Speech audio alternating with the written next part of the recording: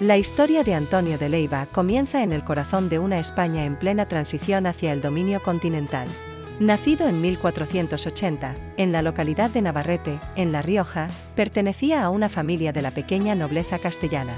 En una época donde los ejércitos se profesionalizaban lentamente, él optó por el camino del soldado de fortuna, al servicio del que pudiera ofrecerle gloria y combate. Se enroló en las campañas de los reyes católicos y participó en sus últimas acciones. Su lealtad inquebrantable al joven rey sería una constante durante toda su carrera. Esta fidelidad lo llevaría a los campos de batalla más cruentos de Europa, donde ganaría fama, poder y enemigos. Lo que le permitió adquirir experiencia en los nuevos modos de la guerra europea, la infantería disciplinada, la artillería incipiente y la organización en tercios que comenzaba a forjarse. Y en esas páginas, el nombre de Antonio de Leiva empezaba a resonar con fuerza. Su linaje no era de los más encumbrados, pero sí lo bastante honorable como para aspirar a carreras militares dentro del marco de los reyes católicos. Las miradas se dirigían hacia el joven Carlos de Habsburgo, futuro emperador del Sacro Imperio Romano Germánico. Antonio de Leiva, como muchos otros nobles de espada, vio en este joven monarca una oportunidad para alcanzar la gloria más allá de los Pirineos. Desde joven, Antonio fue educado en el ideal del caballero cristiano, leal, aguerrido, devoto. Pronto dejaría las tranquilas tierras de La Rioja para embarcarse en una de las campañas más decisivas del siglo, la defensa del norte de Italia ante la ambición francesa. A principios del siglo XVI, tras la muerte de Isabel la Católica, España enfrentaba una nueva realidad política. Fue así como Leiva, ya forjado como un comandante competente, pasó al servicio de Carlos I. En estos años iniciales, Antonio de Leiva comenzó a mostrar las cualidades que lo distinguirían: una férrea disciplina, valentía ante la adversidad y una inteligencia táctica poco común. Si bien no destacaba por un linaje espectacular, su ascenso vendría por méritos ganados a filo de espada. El escenario estaba dispuesto. El emperador necesitaba hombres de guerra para defender sus vastos dominios, y Leiva estaba dispuesto a ofrecerle su vida entera. El siglo XVI, convulso, sangriento y grandioso, comenzaba a escribir su crónica de hierro. A partir de 1521, el escenario de la vida de Antonio de Leiva cambió drásticamente. El joven Carlos I, ya emperador del Sacro Imperio con el nombre de Carlos V, envió a sus mejores capitanes a defender sus dominios italianos frente a la presión creciente del rey Francisco y de Francia. Entre ellos, Antonio de Leiva fue destinado al norte de Italia, concretamente al Ducado de Milán, una joya estratégica en el tablero europeo. La guerra en Italia no era una escaramuza. Era un conflicto prolongado, brutal y costoso, que enfrentaba a los dos grandes colosos de Europa. En este campo de batalla, Leiva se consolidó como uno de los comandantes más firmes del emperador. Su prueba de fuego llegaría en 1524, cuando se le confió la defensa de la ciudad de Pavía frente a un ejército francés muy superior en número. Con escasos recursos, sin refuerzos inmediatos y rodeado por las tropas francesas, Antonio de Leiva organizó una defensa tenaz. Controló la nobleza milanesa, protegió los intereses imperiales y fortificó aún más su reputación como un servidor implacable del emperador. Pero la guerra en Italia estaba lejos de terminar. Nuevos enemigos se alzaban, nuevas campañas se preparaban, y Antonio de Leiva no tardaría en volver a vestir la armadura. Reforzó las murallas, disciplinó a la tropa y resistió con determinación cada asalto. Se convirtió en figura clave de la política italiana del emperador, no solo como soldado, sino también como estratega y administrador. En los campos de Pavía, las fuerzas imperiales, dirigidas por hombres como Carlos de Lannoy y Fernando de Ávalos, pero con Leiva defendiendo desde dentro, infligieron una derrota devastadora al ejército francés. Pero no solo eso, comenzaba a cimentarse su leyenda como uno de los más formidables militares del imperio. Sin embargo, con el poder vinieron también nuevas responsabilidades. El propio Francisco I fue capturado, en una de las victorias más resonantes del reinado de Carlos V. Y aunque otros comandantes compartieron la gloria, fue Antonio de Leiva quien resistió el embate inicial y mantuvo viva la esperanza imperial durante el cerco. Su obstinación permitió aguantar el sitio durante meses, dando tiempo al emperador para organizar una contraofensiva. El desenlace llegó el 24 de febrero de 1525. Tras la batalla, su prestigio creció enormemente. Fue recompensado con honores, tierras y el título de gobernador de Milán. Como gobernador, Leiva tuvo que pacificar una ciudad agotada por la guerra, reconstruir su administración y mantenerla en manos imperiales pese a las constantes amenazas francesas, venecianas y papales. En esos años, Leiva forjó un equilibrio delicado entre el gobierno militar y la diplomacia. Tras la victoria de Pavía, Europa no halló la paz. Muy al contrario, el equilibrio de poder se quebró aún más.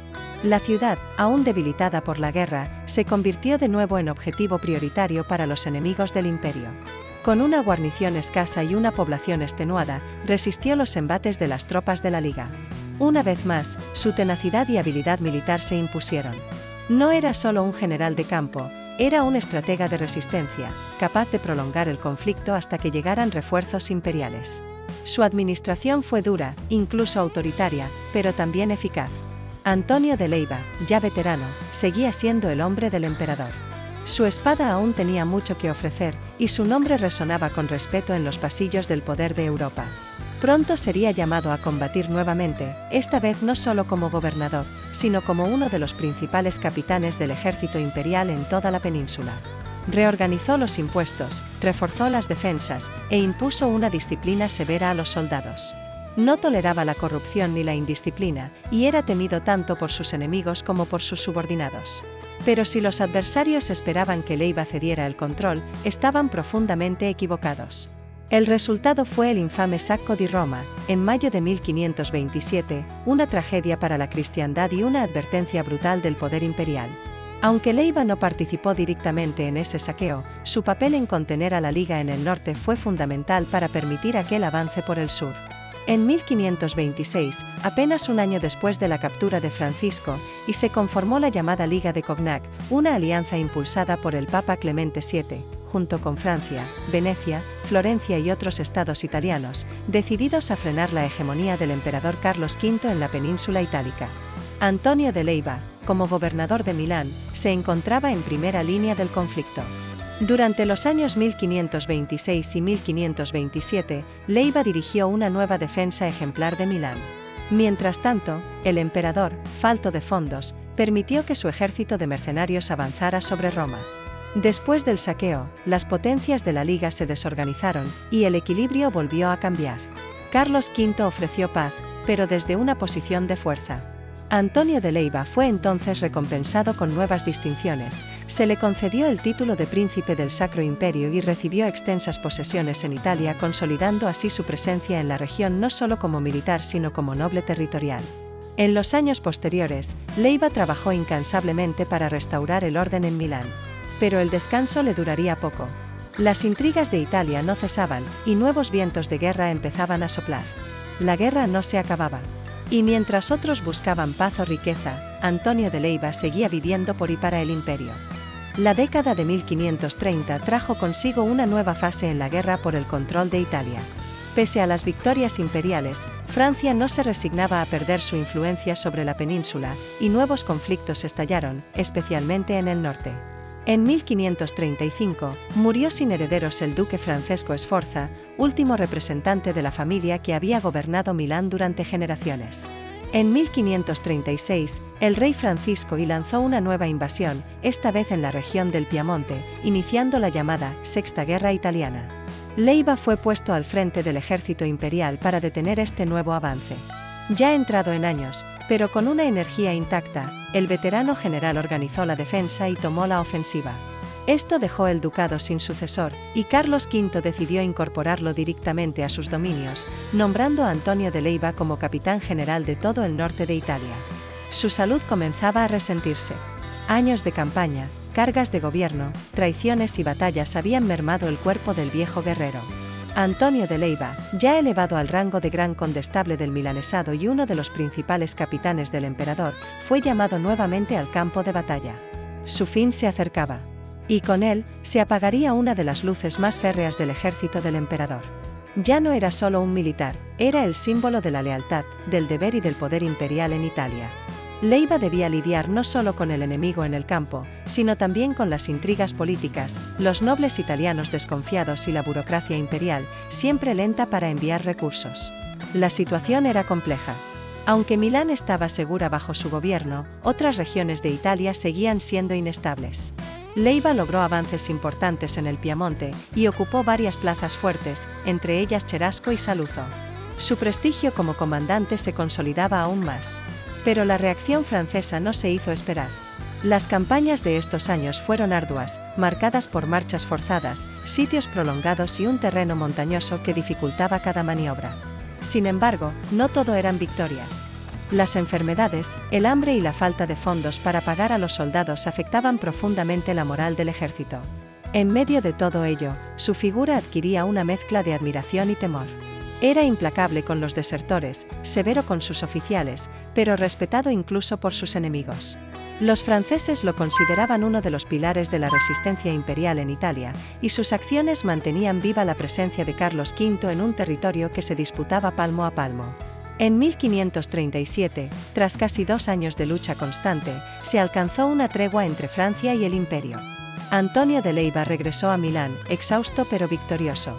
Y sin embargo, cuando el emperador preparaba una nueva ofensiva contra Francia, fue nuevamente Leiva a quien Carlos V eligió para dirigir sus tropas en la nueva campaña que se avecinaba. Pero la última batalla de Antonio de Leiva no se libraría con la espada, sino contra el tiempo. Corría el año 1538 y Antonio de Leiva, con más de 60 años a cuestas, seguía al servicio de su señor. Pese a los estragos del tiempo y la enfermedad, el emperador Carlos V le confió una última y trascendental misión: encabezar una gran ofensiva contra Francia en pleno corazón de la Provenza. A la cabeza iba Antonio de Leiva, designado capitán general de las fuerzas imperiales en el sur de Francia. Su ejército estaba formado por soldados españoles, alemanes, italianos y mercenarios de toda Europa. Su cuerpo fallaba, pero su mente permanecía aguda. Su autoridad seguía intacta. Desde su lecho, coordinaba los movimientos, reprendía a los oficiales negligentes y mantenía firme la disciplina. Enfermo, agotado y con fiebres constantes, fue llevado a la ciudad de Niza. Murió como vivió, fiel a su deber, sin ostentación, sin alardes. Su muerte marcó el fin de una era, la de los capitanes imperiales que sostenían con espada y sangre el edificio del imperio de Carlos V. Allí, en una estancia sobria, rodeado de sus más cercanos colaboradores, el viejo guerrero comprendió que su hora había llegado. Y aunque el tiempo borraría muchos nombres, el suyo seguiría vinculado para siempre a la epopeya imperial en Italia. Lejos de los campos de batalla, sin el ruido de los tambores ni el estruendo de los cañones. Leiva aguardaba su final con la misma serenidad con la que había vivido toda su vida, con honor, con disciplina y al servicio de su emperador. Era una sombra de sí mismo, pero una sombra temida y respetada. Era una fuerza poderosa, pero profundamente afectada por la falta de suministros, los caminos difíciles y el clima hostil. Era una empresa ambiciosa, y requería no solo soldados, sino a un comandante que inspirara obediencia, respeto y temor. Leiva era ese hombre. Sin embargo, el avance se estancó. Las enfermedades, el hambre y la resistencia francesa comenzaron a diezmar las filas imperiales. La logística se convirtió en un calvario, y para colmo, la esperada ayuda naval del emperador no llegó. La campaña comenzó en 1536, cuando las tropas imperiales cruzaron los Alpes con la esperanza de tomar Marsella y avanzar hasta el Valle del Ródano. A pesar de estas dificultades, Leiva dirigió con maestría la toma de varias fortalezas. Su objetivo era presionar a Francisco y hasta doblegarlo. Antonio de Leiva, ya enfermo, dirigía las operaciones postrado en una litera. Finalmente, la situación se volvió insostenible. Sin refuerzos ni suministros, Leiva ordenó la retirada hacia Italia. No era una derrota completa, pero sí una amarga retirada que ponía fin a las esperanzas imperiales de dominar la Provenza. El emperador, lejos de reprocharle nada, le agradeció su lealtad y valor. Antonio de Leiva había hecho todo lo posible, incluso más de lo humanamente exigible. El 15 de septiembre de 1536, Antonio de Leiva exhaló su último aliento. Su cuerpo fue enterrado en Milán, la ciudad que había defendido con tanto ardor. La muerte de Antonio de Leiva en 1536 no fue el ocaso de un simple militar, sino el cierre de un capítulo esencial en la historia del Imperio español y del Renacimiento europeo. Su vida fue ejemplo de la vieja escuela de capitanes que no buscaban la gloria personal, sino el triunfo del orden, del deber y de la corona. Fue más que un general, fue gobernador, diplomático, administrador y símbolo de estabilidad. Le debe el haber mantenido su unidad, su fortaleza institucional y su valor estratégico para el imperio. Bajo su mandato, se consolidaron estructuras políticas, se reforzaron defensas y se impuso una férrea ley que protegía más que oprimía. A pesar de su severidad, su gobierno dejó una profunda huella de orden. Supo resistir cuando todo parecía perdido, supo atacar cuando era oportuno y supo retirarse cuando no había más camino.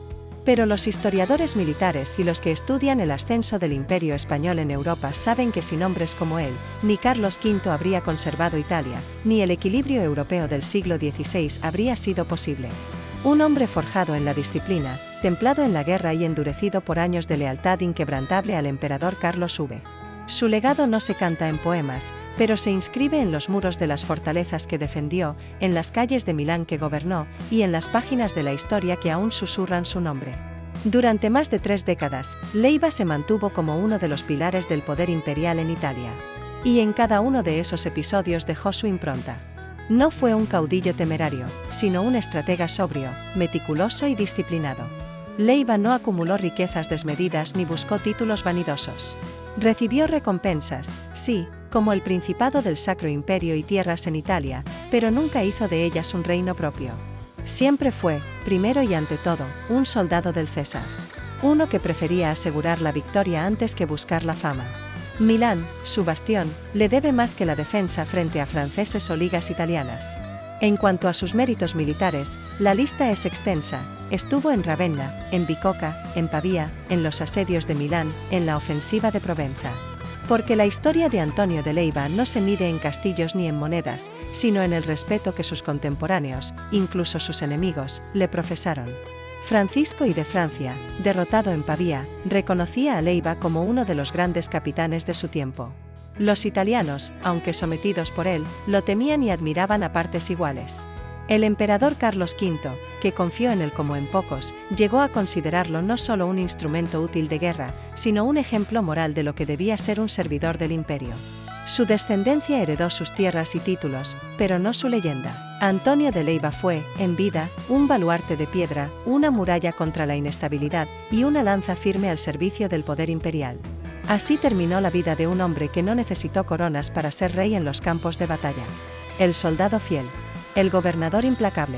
El brazo derecho del emperador. Antonio de Leiva, un nombre que Europa no debería olvidar.